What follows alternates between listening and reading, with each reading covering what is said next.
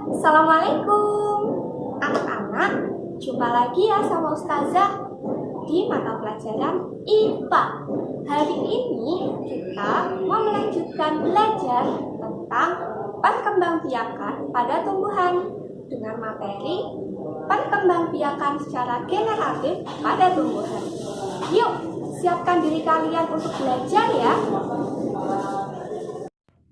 Nah, tahukah kalian nama bagian tumbuhan yang berwarna-warni dan sangat indah? Ya, betul sekali. Bagian itu adalah bunga. Berbicara soal bunga, sebenarnya apa sih fungsi bunga pada tumbuhan itu? Fungsi bunga pada tumbuhan sebenarnya adalah sebagai alat perkembangbiakan generatif. Perkembangbiakan generatif. Generatif artinya adalah kawin. Jadi, perkembangbiakan generatif artinya adalah perkembangbiakan tumbuhan secara kawin yang melibatkan benang sari dan putik. Benang sari adalah alat kelamin jantan dan putik adalah alat kelamin betina. Benang sari dan putik termasuk dalam bagian bunga. Namun, masih ada bagian lain yang terdapat dalam bunga. Ada mahkota yang berwarna-warni, ada kepala sari dan benang sari, kepala putik dan tangkai putik, kelopak, bakal biji, dasar bunga, dan tangkai bunga. Berdasarkan kelengkapan alat perkembangbiakannya, bunga dibagi menjadi dua. Yang pertama, bunga sempurna adalah bunga yang memiliki benang sari dan putik dalam satu bunga. Contohnya bunga mangga, bunga sepatu, dan bunga jeruk. Untuk bunga tidak sempurna adalah bunga yang hanya memiliki benang sari atau putik saja. Contohnya bunga jagung dan bunga melinjo. Penyerbukan pada bunga ditandai dengan jatuhnya serbuk sari di atas kepala putik. Serbuk sari berkecambah dan membentuk buluh sari atau saluran polen. Buluh sari mengandung inti vegetatif dan inti generatif.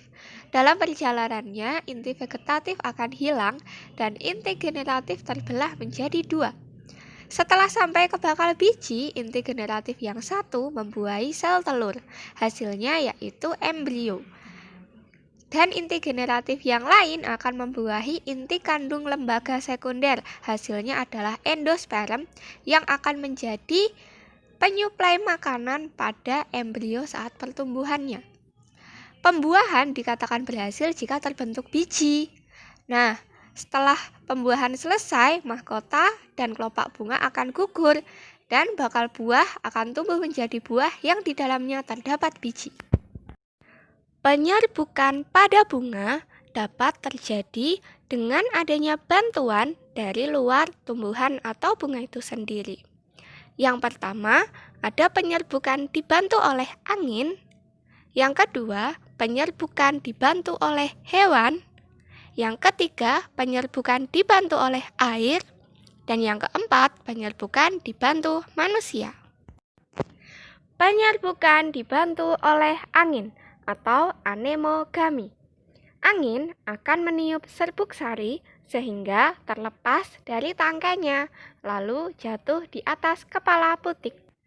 Umumnya, tumbuhan yang penyerbukannya dibantu oleh angin memiliki ciri-ciri di antaranya mahkota bunganya berukuran kecil dan warnanya tidak mencolok.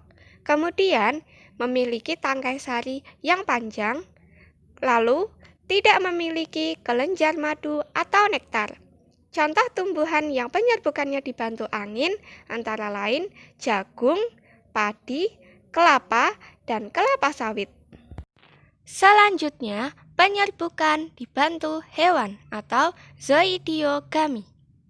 Umumnya, hewan yang terlibat dalam penyerbukan antara lain lebah, kupu-kupu, semut, bahkan kelelawar. Penyerbukan ini dapat terjadi karena serbuk sari menempel pada hewan, misalnya lebah saat dia menghisap nektar pada suatu bunga.